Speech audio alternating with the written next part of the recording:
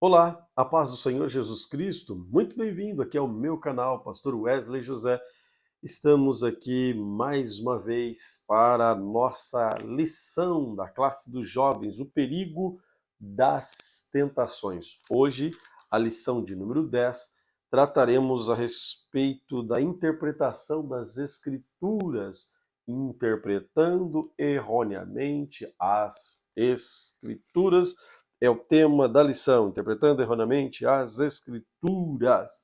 Seguiremos ali em Mateus capítulo 4 e também Deuteronômio, capítulo de número 6, quando trata a respeito da tentação de Jesus, e em Deuteronômio, repetição das leis dada por Moisés. Mas antes de adentrarmos aqui especificamente na nossa matéria, de tratarmos a respeito do assunto proposto pelo professor, comentarista da lição, eu quero lembrar você, se ainda não é inscrito aqui no canal, inscreva-se aí.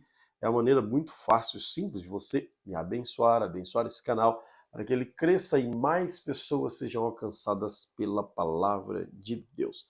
Se inscreva, deixa o like, seu comentário é importantíssimo aí para que nós possamos juntos crescermos no conhecimento.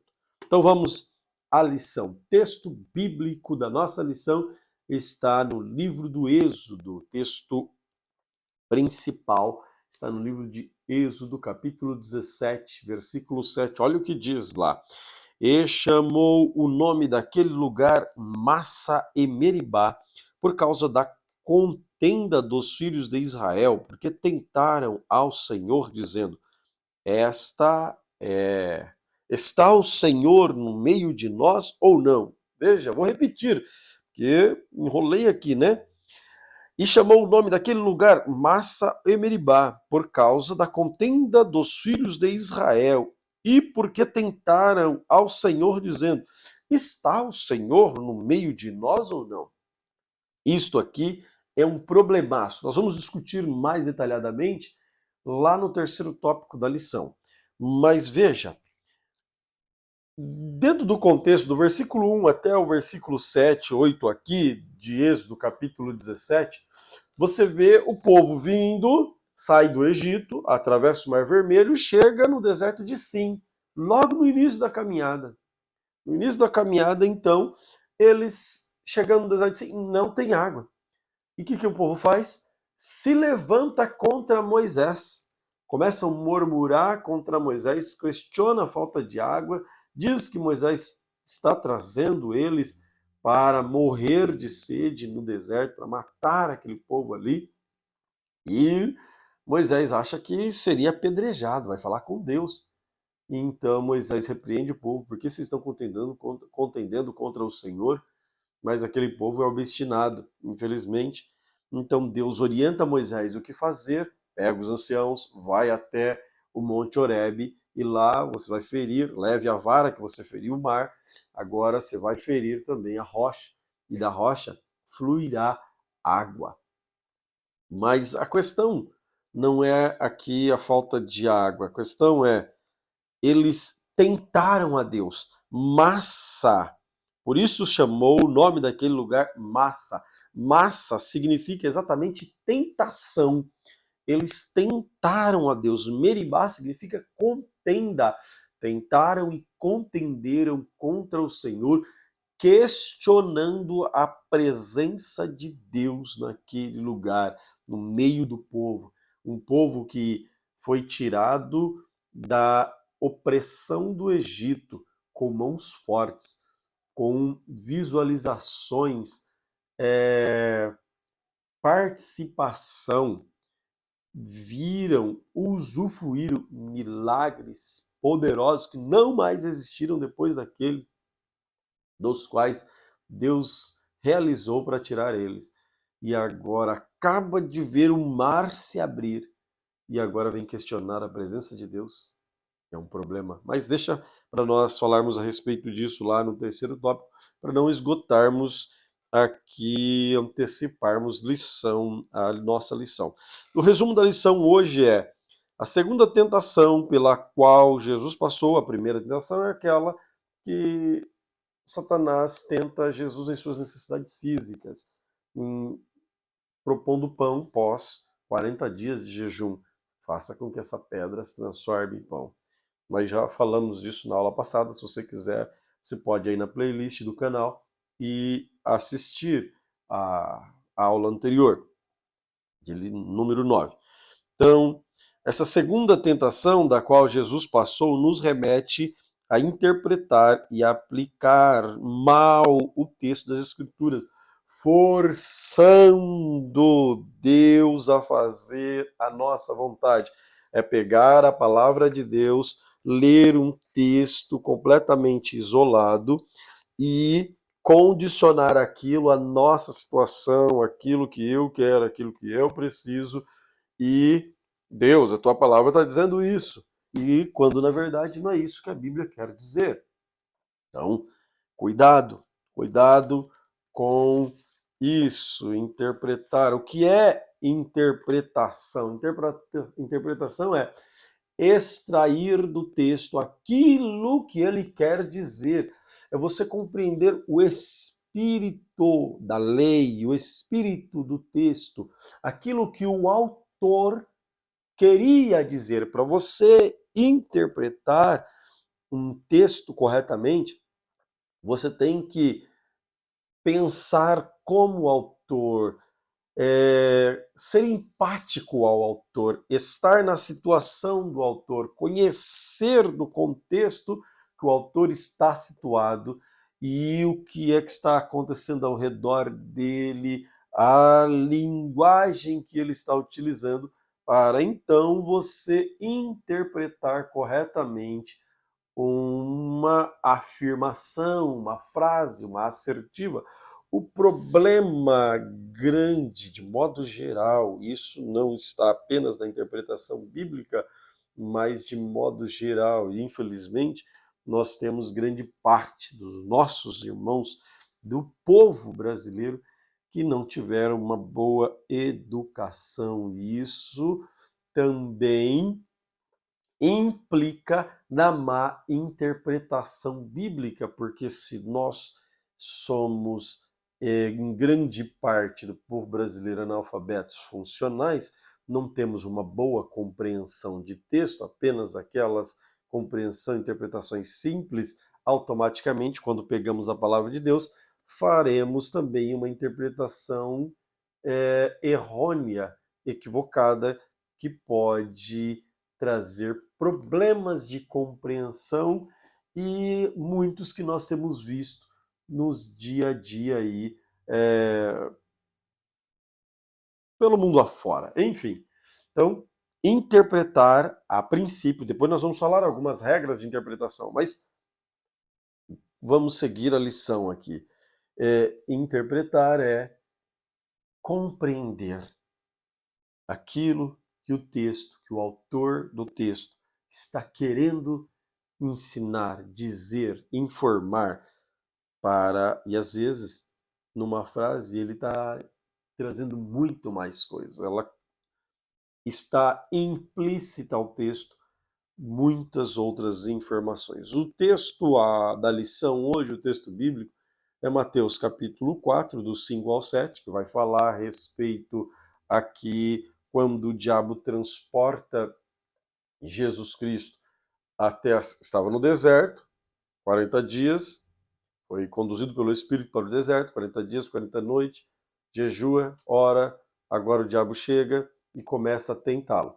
Tenta com pão não, tentando fazer Jesus transformar as pedras em pães. Após isso, Jesus não cede à tentação, vence ele pela palavra, nem só de pão viverá o homem. Agora ele vai pegar Jesus, transportar Jesus até a cidade santa. Leva Jesus ao pináculo, ao alto do templo, e lá então tentará Jesus Cristo. E o diabo utiliza-se em Mateus capítulo 4, versículos 5 ao 7, no versículo 6, o diabo vai utilizar-se do texto bíblico para distorcer, para retirar do contexto e incitar Jesus Cristo a tomar uma atitude. E também o texto bíblico está em Deuteronômio capítulo 6, do 13 ao 16, quando Moisés está repetindo as leis, dizendo que o Senhor, nós temos que temer a Deus, nós não devemos seguir outros deuses, porque somente o Senhor é Deus. E por fim, no 16, ele diz: não tentareis o Senhor, vosso Deus. Aí ele remete lá no passado, ele está repetindo as leis aqui, já concluiu, Números concluiu toda a lei, agora na repetição ele fala: não tente o Senhor Deus como vocês tentaram, vossos pais tentaram lá em Massa, lá no deserto de Sim. Então ele volta, traz isso à lembrança do povo. Na nossa introdução aqui, a palavra de Deus vem sendo lida e ensinada, pregada em praticamente todo mundo. Isso é uma realidade. Veja que esta ferramenta que nós estamos utilizando, o YouTube, é uma das ferramentas que proporciona com que a palavra chegue em muitos lugares do mundo.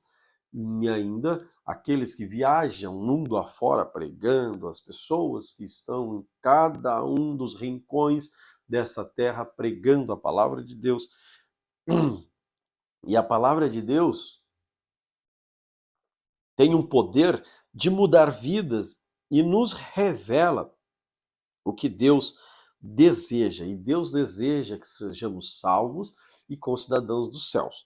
Isso é um fato. No entanto, a má interpretação pode trazer problemas, perigos enormes, doutrinas errôneas. A má interpretação faz com que muitas pessoas vivam enganadas, vivam frustradas com o Evangelho, com a boa notícia, com Cristo, porque compreenderam de maneira errada e não é aquilo que nós devemos focar. Nós devemos focar em Deus. Aqui na segunda tentação, quando o diabo vem tentar Jesus Cristo, ele vai utilizar a palavra também, e é engraçado que ele utiliza a Bíblia, justamente a segunda necessidade. Se a primeira necessidade é a necessidade física, agora as segundas necessidades, aonde o diabo ele ataca. Não sei se você lembra, lá na primeira lição nós falamos quando eu digo primeira lição, na primeira tentação, na aula passada. O diabo ele vai tentar o homem em três aspectos importantes. Ele vai tentar na necessidade física, ou seja, Jesus está com fome, 40 dias sem comer, claro. Então o diabo tenta ali. Necessidade emocional, olha só, segurança. Está no alto pináculo, se joga.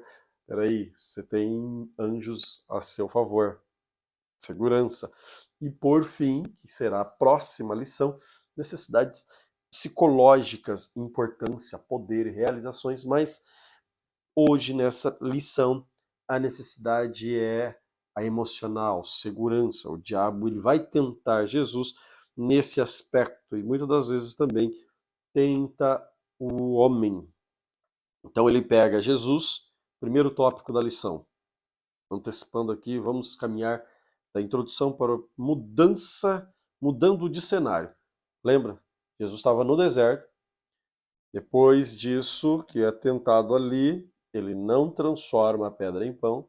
Pelo contrário, diz para o diabo: nem só de pão viverá o homem, mas de toda a palavra que sai da boca de Deus. Mais uma vez, Jesus Cristo está repetindo aqui exatamente o texto da Bíblia Sagrada em Deuteronômio, capítulo de número 6. Ele diz: nem só de pão viverá o homem, mas de toda a palavra que sai da boca de Deus. Está lá em Deuteronômio, capítulo 8, versículo de número 3, quando a palavra de Deus diz especificamente assim. Vou ler a partir da segunda parte do versículo. Para que vocês compreendam que o ser humano não viverá só de pão, mas de tudo que procede da boca do Senhor. Deuteronômio capítulo 8, versículo 3. Então, Jesus Cristo venceu ali no deserto Satanás. Mas Satanás não se dá por satisfeito. ele intenta em diversos aspectos, de diversas formas. O diabo, ele vai tentar-nos uma, duas, três, quatro, cinco vezes. Ele vai tentar para que você caiamos. Mas a Bíblia diz assim: resistir o diabo e ele fugirá de vós. O diabo Deus nos deu poder para vencer o diabo. Então, ele fala, resista, ele fugirá de você. E é o que Jesus está fazendo. Jesus, sim, é conduzido agora pelo próprio inimigo. Ele é transportado pelo diabo até muda de cenário. Sai daqui do deserto, agora leva ele. Veja, o templo é um lugar de expressão. Se vocês notarem, a Bíblia Sagrada vai mostrar em Mateus 24:1, em João capítulo 2, versículo 13, que os discípulos ficavam assombrados, entusiasmados com o tamanho do templo, com a estrutura do templo. O templo construído por Herodes era um templo muito suntuoso, né? Ele construiu um templo belíssimo. E aquele templo, construído por Herodes, ele era o lugar onde as pessoas vinham trazer ali suas palavras, era o lugar estratégico da fé em Israel. Qualquer pessoa que saísse bem ali no templo, com certeza teria muitos seguidores. Qualquer pessoa que se saísse bem no seu discurso teológico, operasse um milagre ali, com certeza teria ali muitíssimas pessoas em seu redor. E então o que o diabo faz? Traz Jesus para este lugar, para este templo, só que do lado de cima. Coloca Jesus no ponto mais alto, pináculo. Pináculo é o topo do lugar onde se está. E aqui era o topo do templo. E ele vai tentar Jesus, incitando Jesus Cristo no templo. Olha, veja só, o inimigo ele é tão sagaz que ele não respeita o culto. É por isso, ele não respeita o lugar. É por isso que ele adentra assim na igreja, é por isso que ele adentra assim na vida das pessoas, na casa das pessoas, porque ele não tem respeito algum por isso. Ele simplesmente quer derrubar, ele quer te fazer cair, ele quer te fazer parar, sair do propósito de Deus. Então, não respeitando nem o templo, ele chega lá, leva Jesus neste cenário agora, que é o templo ali construído por Herodes, no topo, para fazer a sua obra maléfica. Segundo subtópico, se o primeiro subtópico era na Cidade Santa, olha só, na Cidade Santa, no templo, agora o segundo, olha o que Jesus vai passar na mão de Satanás. Olha só o que Satanás faz, o que ele fez da outra vez. A mesma coisa, ele tenta questionar a palavra de Deus. Isso aqui é fundamental. Ser tentado não é um problema. Nós vamos falando isso aqui desde a primeira lição. Ser tentado nunca é um problema. O problema é ceder à tentação. A tentação, mais do que é mais do que prova da nossa fé. A tentação é a prova de que confiamos em Deus de verdade. Quando nós cedemos ou não à tentação, nós estamos dizendo ou demonstrando para Deus se confiamos ou não nele. Essa aí está uma grande questão. E agora, o que é que Deus disse para Jesus? Deus disse: este é meu filho amado, em quem eu tenho prazer, quem me comprazo. Ali em Marcos, capítulo 1, versículos 9 ao 11, nós, no batismo de Jesus Cristo, nós vimos a Trindade, Jesus, Deus falando e a pomba, o Espírito descendo sobre Jesus Cristo. Naquele momento há uma afirmativa do próprio pai a respeito do filho.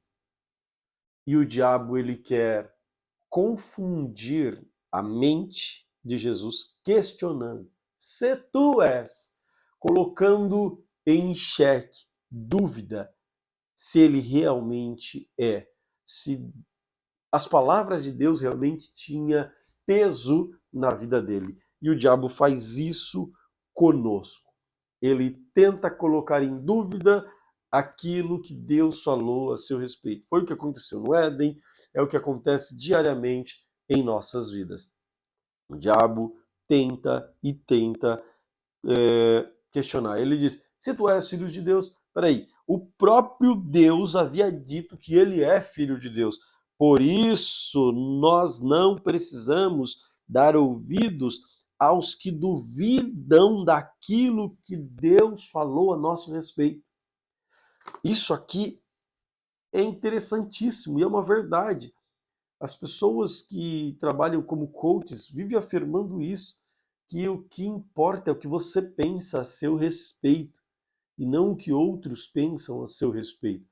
E mais ainda, a Bíblia demonstra isso e diz isso. O que importa é o que Deus diz a seu respeito. Este é meu filho em quem eu tenho prazer. Pronto, acabou. Este é meu filho em quem eu tenho prazer. Pronto, acabou. O diabo pode até tentar, mas se você confia em Deus, você acredita no que ele falou para você. Se você acredita que no que ele falou para você, então você não terá problemas com isso, com este tipo de iniciativa do maligno, fazendo você duvidar daquilo que você é capaz, daquilo que você porque ele vai tentar te diminuir de algum modo. Jesus é o unigênito. Ele é o único da espécie. Não existe outro igual a Jesus. E nessa toada, o diabo vai além. Incita Jesus a cometer suicídio, a se jogar do templo, a se jogar do pináculo, lá do alto, cair de lá e se esborrachar. Poderia ocorrer um milagre? Vamos entrar aqui? Sim, mas quando nós tentamos a Deus, e aí, Deus é obrigado a operar um milagre em nosso favor? Deus é obrigado a fazer algo por nós? Vamos com calma. Então, o diabo tentará, ele e seus discípulos, dizer que você é qualquer coisa, te qualificar negativamente. Mas lembre-se de uma coisa: você é mais do que isso. Você é o que Deus diz a seu respeito. E Deus diz assim: eu tenho pensamento bom, de paz, a seu respeito. Jeremias 29. Vamos seguir aqui. Lança-te daqui para baixo. Olha só, incitação ao crime, incitação ao suicídio, incitação à morte, incitação à desobediência, incitação a desacreditar, a desconfiar no poder de Deus. Terceiro tópico, então, o diabo está incitando Jesus. Note, o diabo não empurra Jesus. Está bem claro. Ele coloca Jesus no pináculo e não empurra Jesus para baixo. O diabo não peca por você. O diabo não peca por você. O diabo, ele incita você a pecar. O diabo não pecou por Davi. Ele incitou Davi a pecar com Betseba. Foi Davi quem pecou. O diabo já está condenado. Ele já pecou e está condenado. Agora ele utiliza aquilo que ele sabe fazer bem, que é pecar, se levantar contra Deus, para atrair outros para onde ele já está condenado. Você não. Você foi feito, imagem e semelhança de Deus, para a salvação, para a vida eterna com Deus. Um propósito maravilhoso de Deus para a sua vida. Então, A tentação, ela nos é apresentada como algo que dependerá de nós aceitarmos ou não. Daí a importância de nós estarmos guardados na palavra de Deus. Salmo 119, verso 11, que é a leitura da quinta-feira e do sábado proposta pela lição. Escondi a tua palavra no meu coração, para eu não pecar contra ti. Salmo 119, 105. Lâmpada para os meus pés é a tua palavra e luz para o meu caminho. João 17 e 17. A tua palavra é a verdade. Santifica-os na verdade. A tua palavra é a verdade. Então, quando em Mateus capítulo 22, 29, a palavra de Deus diz que vocês estão errando por não conhecerem as Escrituras. Então, apegue-se à palavra de Deus. O Espírito Santo de Deus possa lhe orientar, lhe conduzir, lhe instruir, estar contigo o tempo todo, para que você possa ir desviando das ciladas da aparência do mal, fugindo da aparência do mal, resistindo o diabo e automaticamente vencendo dia após dia. O diabo ele vai incitar Jesus a se jogar, ele vai incitar você a cometer pecado. Ele quer tirar Jesus Cristo do projeto.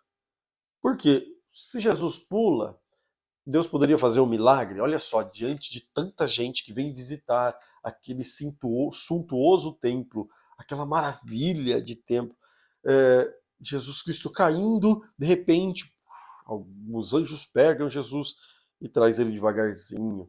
Todo mundo viria, uau, aplaudiria Jesus Cristo, mas tiraria Jesus Cristo do projeto, qual seja a cruz, a remissão do pecado, o resgate da humanidade.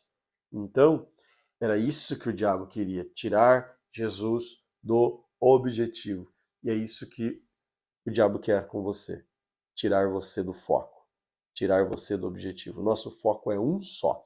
Nós somos como um atleta, Paulo ensinou isso. Nós temos a salvação. Salvação é nosso alvo.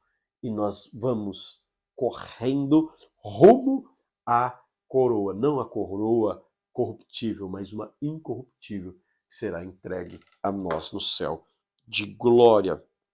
Então, diga não, resista o diabo. Amém? Vamos lá então para o segundo tópico, distorcendo a palavra de Deus. Os anjos vão guardar você. Olha só. Eles atuam quando nós lemos Hebreus capítulo 1, versículo 14. A Bíblia diz que os anjos são ministros de Deus que trabalham para aqueles que vão herdar a salvação, de fato. E em Salmos 91, 11, aos teus anjos dará ordem a teu respeito para te guardar. Ali é uma promessa daqueles que andam diante de Deus. Quando você anda diante de Deus, diariamente, Deus te dá livramentos. Os anjos de Deus estão a seu redor e vai te protegendo, te livrando, te guardando, segundo a vontade de Deus, segundo aquilo que Deus quer para as nossas vidas. Agora, a questão é, eu preciso forçar o texto? É o que o diabo está fazendo. Ele pega os Salmos 91 e força, que ele já falou, lança daqui para baixo. E ele diz assim, versículo 6 do capítulo 4 de Mateus: se tu és filho de Deus, lança-te daqui para baixo, porque está escrito, ele usando a palavra, aos teus anjos dará ordem a teu respeito, e tomar-te-ão nas mãos, para que nunca tropeces em alguma pedra. A má interpretação é um problema por conta disso. Quando nós interpretamos a Bíblia de forma equivocada, nós trazemos esse tipo de problema. Determinismo. Infelizmente, algumas pessoas foram ensinadas que pode determinar Deus fazer alguma coisa. Isso é tentar a Deus. Eu não tenho condição alguma de determinar Deus fazer algo por mim. Deus é soberano sobre todas as coisas. Eu sou servo e louvo a Ele pelo grande milagre de resgate, de remissão, de perdão, de salvação, de justificação, uau, de tantos benefícios que Deus me fez. E ainda me chama de amigo, filho, não mais servos, não mais escravos, agora nós somos amigos de Deus, filhos de Deus.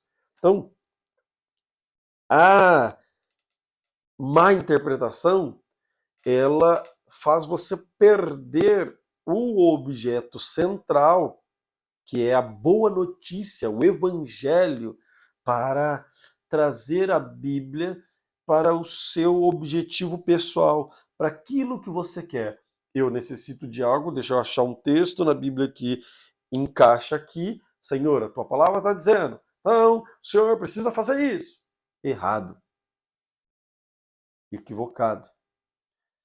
A Bíblia diz que os anjos, eles estão para nos guardar, sim, mas ele guarda diariamente. Quantos livramentos Deus já te deu? Quantos e quantos miríades que você sequer imagina ou sabe. Deus te guardou. Então, é necessário nós ficarmos atentos, porque o diabo ele utiliza da falsa doutrina, da heresia, porque isso é heresia. Interpretar a Bíblia errado gera heresia.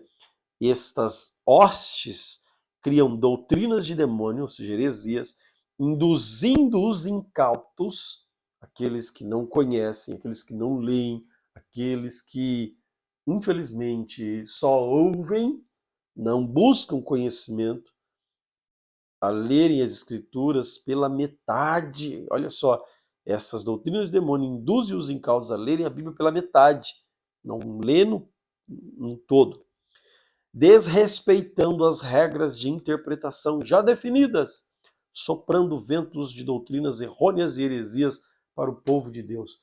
Quantas doutrinas e heresias surgiram ao longo dos anos, fazendo muitas pessoas pecar? Doutrina de adoração a anjos. Quantos?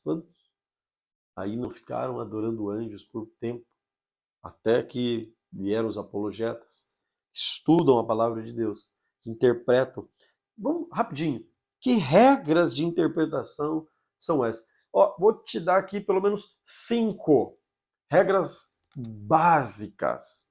Depois você estuda um pouco mais, você vai entender, compreender na questão de interpretação das Escrituras. Primeiro, a Bíblia interpreta a própria Bíblia. A Bíblia ela é autoexplicativa. Você olha o texto aqui, olha só, nós estamos lendo Mateus 4, Deuteronômio 6, Deuteronômio 8, está respondendo, comunicando um texto com o outro. Jesus está falando em Mateus 4, nem só de pão verá o homem. E ele está citando o que Moisés repetiu nas leis em Deuteronômio capítulo 8. Em Mateus 4, 5, 6 e 7, aqui no 7, quando ele responde Satanás, ele está respondendo o que Moisés falou em Deuteronômio 6. Agora, a Bíblia, ela interpreta a própria Bíblia. É a primeira regra. Não tem como você fugir disso. Primeira regra de interpretação. Bíblia interpreta a Bíblia. Segunda regra, significado das palavras. Você precisa conhecer, ter um dicionário da palavra de Deus. Existem muitos. Eu posso citar aqui dicionário Champlin, dicionário Weiner, você pode citar aqui dicionário internacional, e tem alguns dos quais um dicionário bíblico que tenha as palavras que estão aqui dentro desta lei, para você compreender o que é que significa, tanto na etimologia da palavra, no hebraico ou no grego, ou qual seja o texto que foi escrito ali, o que significa aquilo que está escrito. É a segunda regra. Precisa conhecer da palavra. Precisa conhecer também da estrutura contextual. Terceira regra, importantíssima. Você precisa saber que a Bíblia interpreta a Bíblia, conhecer as palavras, e às vezes pega uma palavra difícil.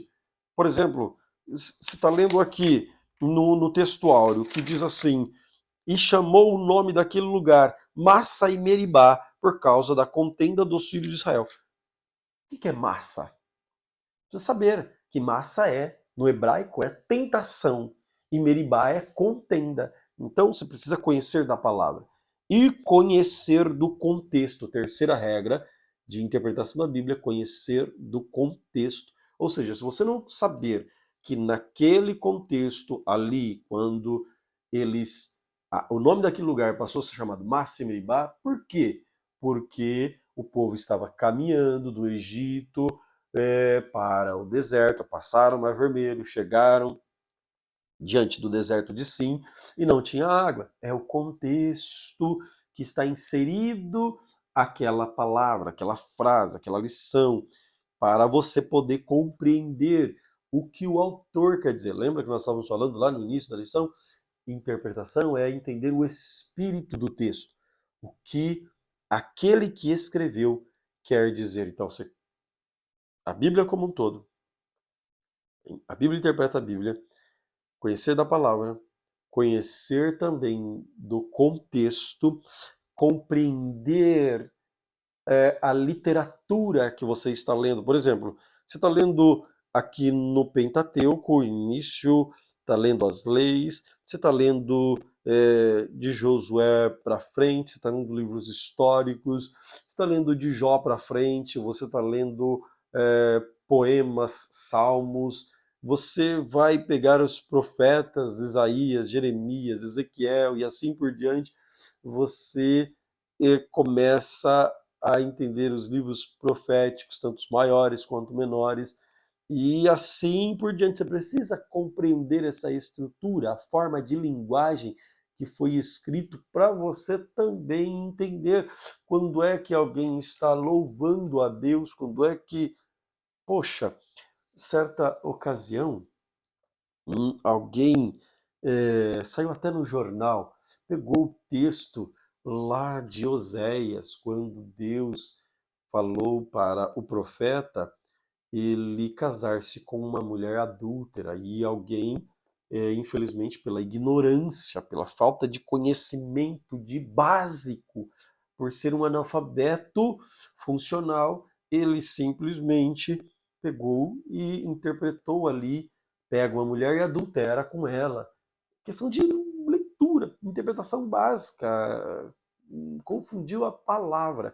Então, infelizmente, isso não pode ocorrer quando se lê a Bíblia Sagrada. Você precisa olhar para a Bíblia, interpretar a Bíblia de forma correta, compreender a Bíblia como um todo. Toda a Bíblia, ela é uma só palavra de Deus, ela é válida, ela é apta para todo ensino, para correção, para tudo que é bom em nosso favor. Então, cuidado com essas regrinhas básicas, 5 regrinhas básicas aí de interpretação que eu te passei, mas depois você estuda, tem muito mais, porque senão você pode cair no engodo de Satanás.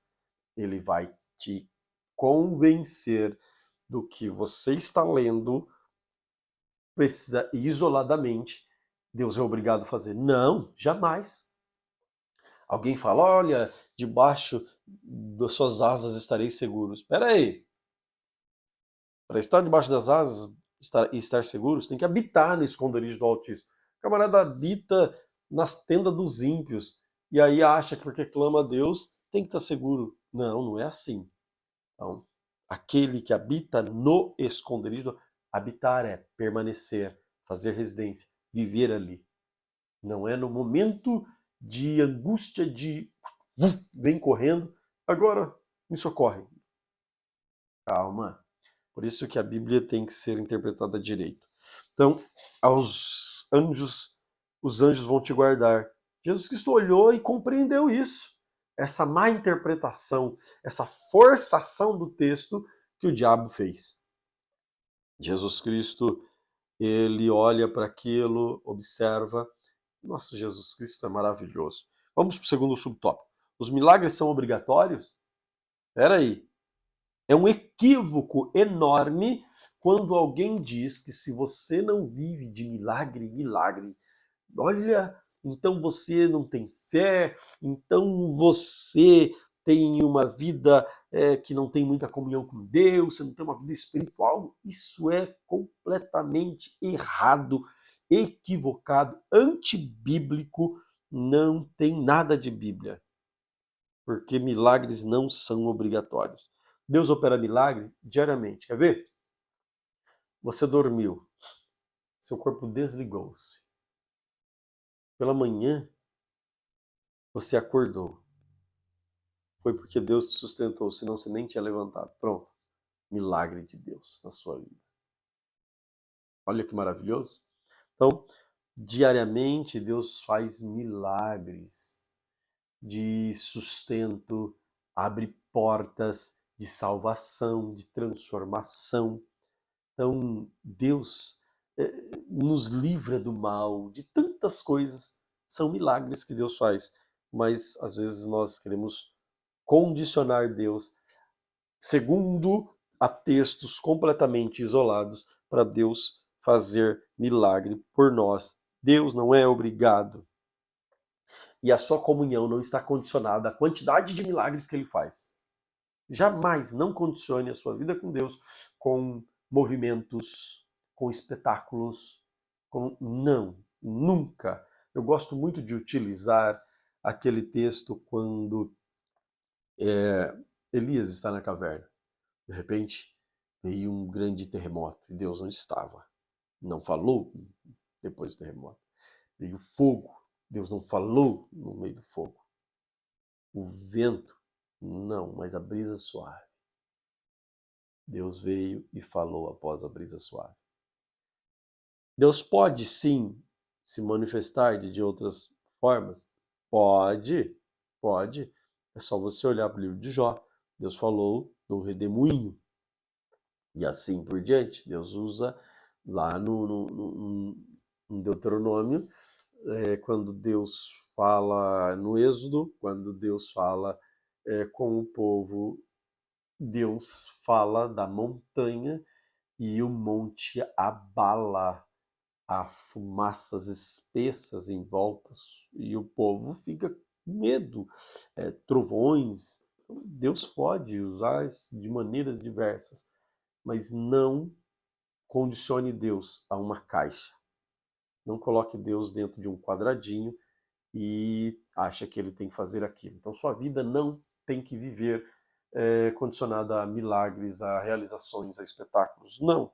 Sua vida ela tem que ser vivida para louvor e glória do nome do Senhor Jesus Cristo.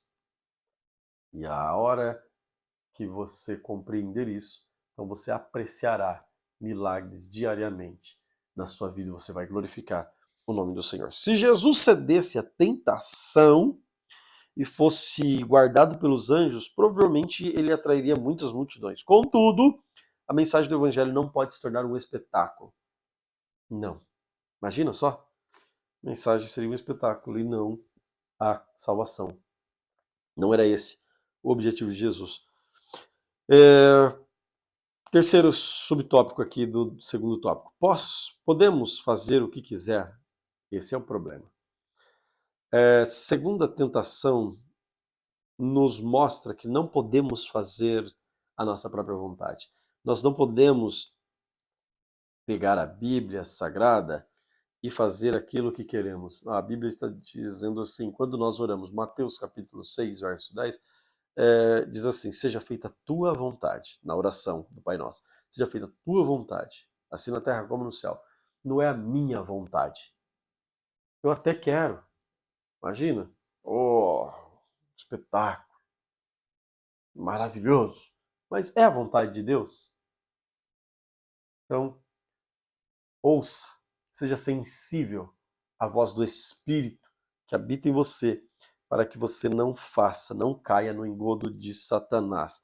Não podemos fazer nada que coloque Deus à prova. Isso é pecado. Isso é tentar Deus. Isso é massa. Isso é meribá. É contenda.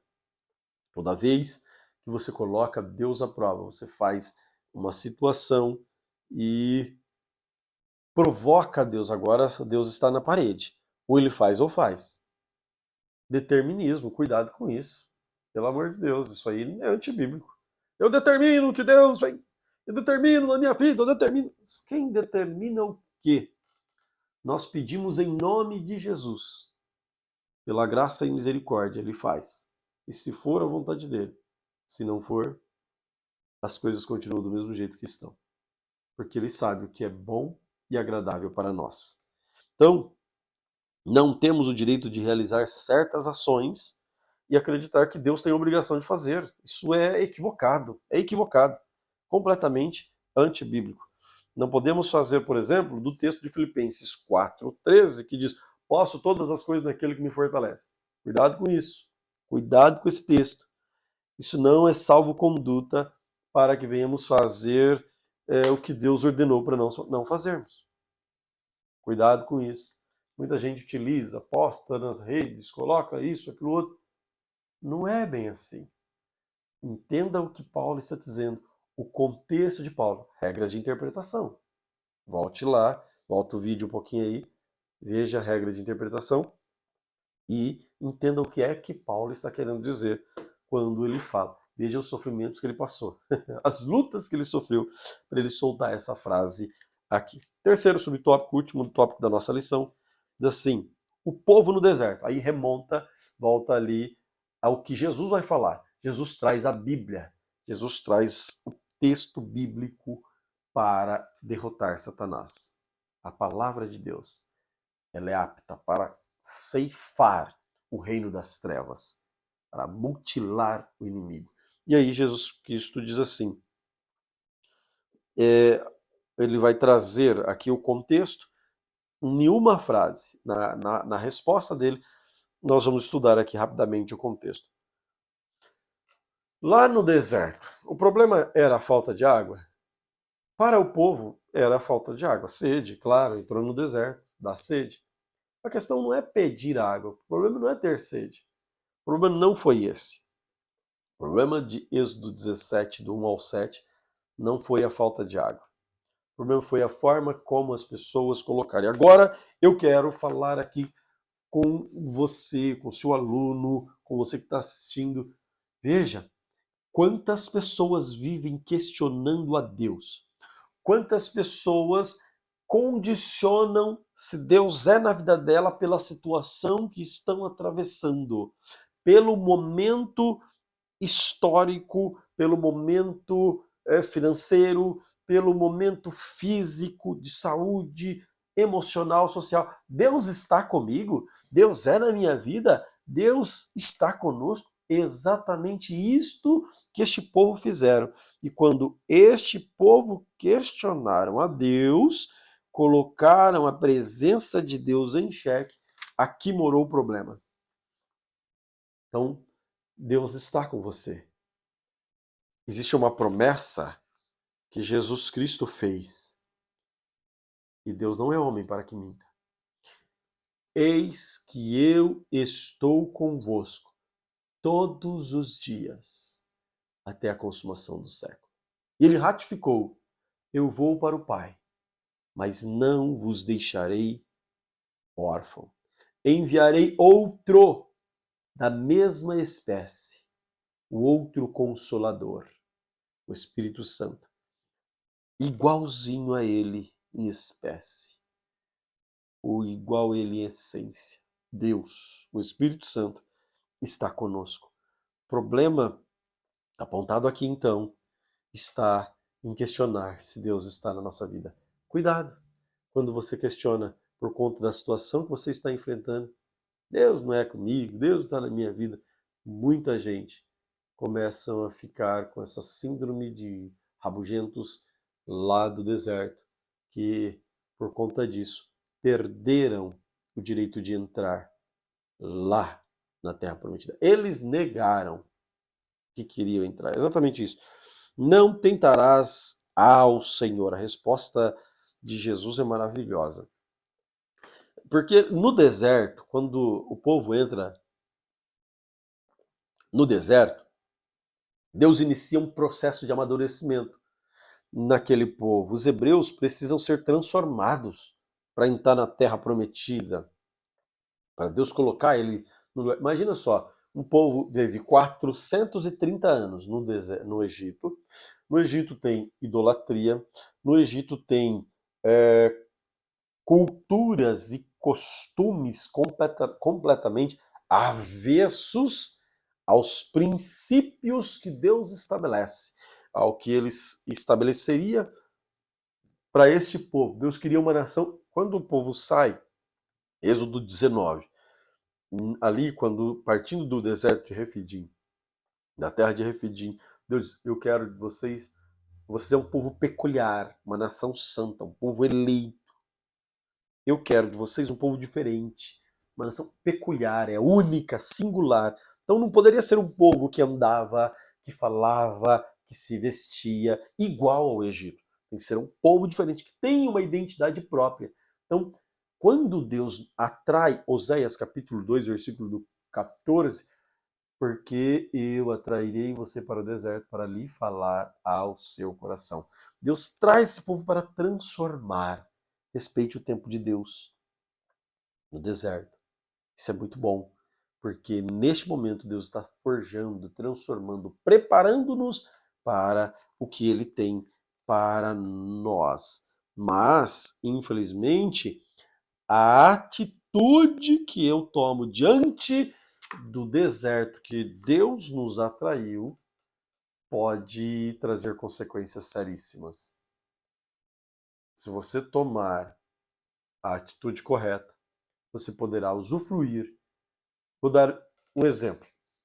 10 homens, Números capítulo 13, do 1 ao 14. 10 homens saem para espiar a terra. 8 voltam com respostas negativas e 2 resposta positiva.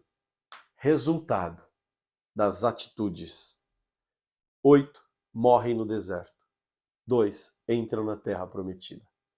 A minha ação hoje determinará os meus resultados amanhã. A sua ação determinará o resultado amanhã na sua vida. Não tente a Deus. É o que Jesus diz. Não tentarás o Senhor. Não faça isso. Aceite, Deus está com você. É um momento. Respeite o momento de Deus na sua vida. Adore, sirva-o e então passará a etapa. Vença o inimigo, vença a dificuldade. Faça como Jó. Não murmure contra Deus e siga. Não tentarei o Senhor teu Deus, como tentaste em massa. Foi o que Moisés estava falando, Deuteronômio 6,16, e é o que Jesus repete para o diabo. Então, com a falta de água, aqueles hebreus zombaram da presença do Eterno. Quando eu digo, Deus não é na minha vida, eu estou zombando da presença de Deus. Porque ele diz, eu estou com você. Então, se você fala, Deus não está comigo, você está descartando a presença do Eterno na sua vida. Está zombando dele. Último subtópico aqui. Porque Deus, perdão, por Deus a prova é uma tentação. Deus não pode ser tentado. Ele não tenta ninguém. Tiago deixou isso claro. E a gente, na fraquezinha, quer tentar Deus. Como assim? Quando colocamos o Senhor à prova, é uma forma explícita. Estamos dizendo que não cremos no que ele disse. Nós estamos colocando Deus à prova. Nós estamos colocando Deus contra a parede. Quem sou eu? Quem somos nós para colocar Deus à prova? Não tente o Senhor teu Deus. Diferente de Malaquias, quando ele mesmo diz, eu abrirei. Se eu não abrir as comportas dos céus, que dela vos advenha maior abastança. E fazei prova de mim. Então, ele coloca a situação, uma promessa, e diz que a palavra dele, ela é suficiente e não volta atrás.